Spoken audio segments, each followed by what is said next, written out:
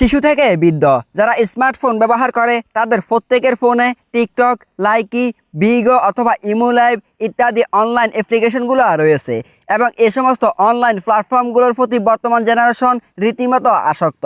এ সমস্ত অনলাইন প্ল্যাটফর্মগুলোতে যখনই আমরা ক্লিক করি তখনই আমাদের সামনে ভেসে আসে অর্ধনগ্ন ভিডিও, অস্বাভাবিক অঙ্গভঙ্গিতে তৈরি করা ভিডিও এবং যাবতীয় অসামাজিক ও অনৈতিক কার্যকলাপ এর ভিডিও কন্টেন্ট, যা আমাদের মনকে রাঙিয়ে দেয় এবং এর পরিপ্রেক্ষিতে আমরা একের পর এক ভিডিওগুলো দেখতেই থাকি।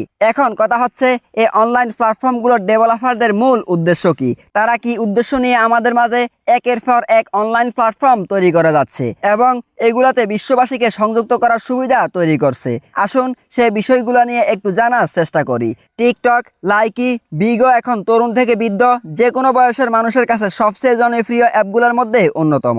তাদের মধ্যে কেউ এটি ব্যবহার করছে সহজে অর্থ উপার্জনের জন্য, আবার কেউ এটি ব্যবহার করছে বিনোদনের জন্য, কেউ বা সময় কাটানোর জন্য। কিন্তু আমাদের জানা উচিত যে টিকটক, লাইকি ও অন্যান্য অ্যাপগুলো অতিরিক্ত ব্যবহারের ফলে আসক্তি তৈরি হয়ে গেছে নানা ধরনের মানসিক সমস্যা এবং এই মানসিক সমস্যাজনিত জাতি, সমাজ ও রাষ্ট্রের জন্য হয়ে উঠছে বিপজ্জনক। বর্তমান জেনারেশন অনলাইন প্ল্যাটফর্মে যেসব ভিডিও আপলোড করে সেই ভিডিওগুলো নিয়ে প্রত্যেক রুচিশীল মানুষের মনে এই প্রশ্ন জাগে যে কোন দিকে যাচ্ছে আমাদের সমাজ, রাষ্ট্র ও বিশ্ব। এবং আরও প্রশ্ন উঠছে, কতটুকু মানসম্মতভাবে টিকটককে ব্যবহার করছে তরুণ সমাজ। শহর অথবা গ্রামের রাস্তায় বিভিন্ন অদ্ভুত অঙ্গভঙ্গির ভিডিও ধারণ করতে দেখে আমরা অনেকেই হতবাক হই যে কতটা সাবলীলভাবে তৈরি করছে তারা এসব অদ্ভুত ভিডিও। আমরা দেখতে পাচ্ছি যে টিকটক ও অন্যান্য অনলাইন প্ল্যাটফর্মগুলোর জন্য ধারণ করা এই সমস্ত ভিডিওগুলা সামাজিক কোনো নিয়ম শৃঙ্খলাকে তোয়াক্কা না করেই তৈরি করা হচ্ছে এবং তৈরি করা হচ্ছে অশ্লীল সব নাচের ভিডিও বা ব্যঙ্গাত্মক সব ভিডিও অথবা উগ্র ও বিশৃঙ্খলা সম্পৃক্ত ভিডিও। এবং এ সমস্ত সোশ্যাল মিডিয়া ইউজাররা স্বাভাবিক কথাও বলছে ব্যঙ্গাত্মকভাবে। তাদের তৈরি করা এসব ভিডিওতে না থাকে কোনো শিক্ষণীয় বিষয় আর না থাকে মানব জাতির জন্য কোনো কল্যাণকর বিষয়। বিশেষজ্ঞদের মতে এ ধরনের টিকটক বা লাইকির মতো অ্যাপ ব্যবহার করে আমাদের তরুণ সমাজের কোনো উপকার তো হচ্ছেই না, উল্টো তারা এক ধরনের ব্যঙ্গাত্মক আচরণ আয়ত্ত করছে। দিনের পর দিন বেশিরভাগ সময় তারা এসবের পিছনে ব্যয় করছে। এর ফলস্বরূপ তারা পড়াশোনায় হয়ে যাচ্ছে অমনোযোগী এবং টিকটক, লাইকিকেই তারা ভবিষ্যতের ক্যারিয়ার বলে নির্বাচন করছে। শুধু তরুণরাই নয়, টিকটক, লাইকি এর প্রতি আসক্তি বিভিন্ন বয়সী মানুষ সহ বিভিন্ন সেলিব্রিটি, শিক্ষার্থী, গৃহিণী সবার মধ্যেই দেখতে পাই। এ সমস্ত অনলাইন প্ল্যাটফর্মের বাধাহীন ব্যবহারের ফলে এখন তো খবরের পাতা খুললে আমাদের চোখে পড়ে অতিরিক্ত টিকটক বা অনলাইন আসক্তির কারণে স্বামী তার স্ত্রীকে খুন করেছে বা অন্য পুরুষে আসক্ত হয়েছে বিবাহ বিচ্ছেদ। এসব ঘটনা তো প্রতিনিয়তই ঘটেই চলেছে। আমরা জানি টিকটক, লাইকি সহ অনলাইন অ্যাপ্লিকেশনগুলোতে যারা ভিডিও আপলোড করে তাদের এই সমস্ত ভিডিও ভাইরাল হলে বা ভিউ বেশি হলে নিজের পরিচিতি বাড়ে বা মানুষ তাকে সেলিব্রিটি বলে সম্বোধন করে, অথবা যেহেতু সহজে এখান থেকে টাকা আয় করা যায় তাই এটিকে টিকটক বা অন্যান্য অনলাইন প্ল্যাটফর্মগুলোর আসক্তির অন্যতম প্রধান কারণ বলে মনে করা হয়।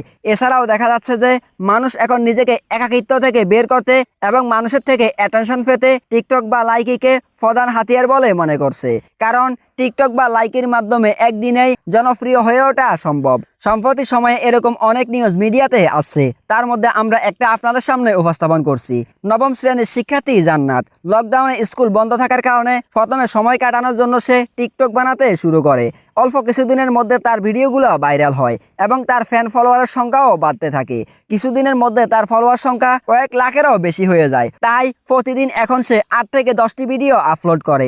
এ বিষয়ে তার মা বাবার সাথে কথা বলে জানা যায় যে আগে শখ করে ভিডিও বানাতো জান্নাত, কিন্তু এখন এটা তার অভ্যাসে পরিণত হয়েছে এবং এর ফলশ্রুতিতে পড়াশোনা বাদ দিয়ে এগুলো করতে মা বাবা তাকে নিষেধ করলেও কোনো ফল হয়নি। দিনের অধিকাংশ সময় সে টিকটকের পেছনে ব্যয় করছে, ফলে বাবা মার সঙ্গে তার দূরত্ব বাড়ছে দিন দিন। তবে এই বিষয়টা শুধু জান্নাতের সাথে ঘটেছে এমন নয়, বর্তমানে অসংখ্য ও অগণিত ছেলেমেয়েরা এই একই বিষয়ে জড়িয়ে নিজের ভবিষ্যৎকে নষ্ট করে দিচ্ছে। আমরা দেখতে পাচ্ছি যে টিকটক ভিডিও যারা তৈরি করে তাদের উপর পড়ছে টিকটকের কুপ্রভাব। অনেক ক্ষেত্রে দেখা যায় যে অনেক সময় তারা বিভিন্ন বিষয় নিয়ে ভিডিও বানায়, কিন্তু আশা অনুরূপ ফল না পাওয়ায় তাদের মধ্যে প্রচন্ড হতাশার সৃষ্টি হয়। এজন্য তারা মানসিক অবসাদে ভুগতে শুরু করে এবং বিভিন্ন অনৈতিক কর্মকাণ্ডে যুক্ত হয়ে যায়। আবার ভিডিও বানানোর জন্য তাদের অনেকের কাছ থেকে অনেক কটূক্তির শিকার হতে হয়। এটি তাদের সামাজিক জীবনে মানসিক অনেক সমস্যা তৈরি করে। অনলাইন প্ল্যাটফর্ম বিষয়টার আসক্তি এখানেই শেষ হলে হয়তো ভালো হতো, কিন্তু এই বিষয়টার ক্ষতিকর দিক এখান থেকে সবে শুরু মাত্র। বর্তমান প্রেক্ষাপটে আমরা দেখতে পাচ্ছি এই জেনারেশনের মধ্যে ধৈর্য শক্তি একেবারে নেই বললেই চলে। এখন কথা হচ্ছে কেন তাদের মধ্যে ধৈর্য শক্তি একেবারেই কমে গেছে।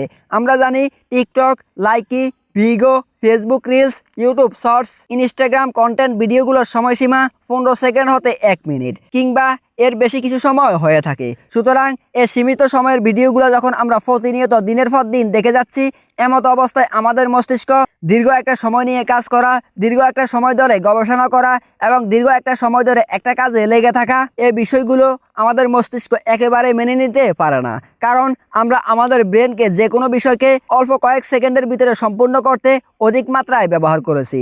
এখন ব্রেন কোনো বিষয় নিয়ে যখন আপনি দীর্ঘ সময় ধরে কাজ করতে যাবেন, তখন দেখা যাবে কিছুক্ষণ চেষ্টা করার পর কাজটা না হলে তখন আপনার ভিতরে কাজটার প্রতি অলসতা, বিরক্ততা এবং অনীহা চলে আসবে এবং আপনি আপনার কাজের সফলতা সম্পর্কে আশা হারিয়ে ফেলবেন। অতঃপর এখান থেকেই আপনার এবং আমার জীবনের কালো অধ্যায় শুরু হয়ে যাবে। এখন আপনাদের কাছে আমাদের এই প্রশ্ন, আপনি কি দীর্ঘ সময় ধরে আপনার কাজে মনোযোগ দিতে পারছেন? যদি মনোযোগ দিতে না পারেন, তাহলে আপনার এবং আমার উচিত এখনই নিজেকে পরিবর্তন করতে অনলাইন আসক্তি থেকে বেরিয়ে আসা এবং সামাজিক ও রাষ্ট্রীয়ভাবে নিজের মেধাকে কাজে লাগিয়ে নিজের একটা অবস্থান সমাজ এবং রাষ্ট্রে তৈরি করে নেওয়া। এবং যেহেতু আমরা অনলাইন আসক্তি থেকে বেরিয়ে আসার চেষ্টা করছি, তাই আমাদের ব্রেনকে এই বলে বুঝ দিতে হবে যে আমাদের জীবনের বৃহত্তর স্বার্থের জন্য নিজের ক্ষুদ্র বেহুদা আকাঙ্ক্ষাকে আমরা কোরবানি দিচ্ছি এবং নিজের পারিবারিক জীবন, সামাজিক জীবন এবং এই ভূখণ্ডের প্রতি আমাদের যে দায়িত্ব, সেই দায়িত্ব সঠিকভাবে পালন করার জন্য নিজের মনের এই বেহুদা বিষয়কে নিজেদের ভবিষ্যতের জন্য প্রত্যাখ্যান করছি। পরিশেষে একজন গবেষক এর একটা তথ্য আমরা আপনাদের দিয়ে যাচ্ছি। টিকটক, লাইকি, ভিগো, ইমো লাইভ এবং যাবতীয় অনলাইন প্ল্যাটফর্ম সম্পর্কে সময় টিভিতে দেওয়া এক সাক্ষাৎকারে সমাজ ও অপরাধ বিজ্ঞানী তৌহিদুর রহমান বলেন, এভাবে যদি কিশোর কিশোরীরা এ ধরনের সংস্কৃতির সাথে অভ্যস্ত হয়ে যায়, তাহলে ভবিষ্যতে যারা এই ভূখণ্ড বা বিশ্বে নেতৃত্ব দিবে, তারা এক প্রকার অসুস্থ হয়ে বড় হয়ে উঠবে। অতএব একটা অসুস্থ গোষ্ঠী কিভাবে একটা দেশ বা পুরো বিশ্বের নেতৃত্ব দেবে তা ভেবে দেখা উচিত এখনই।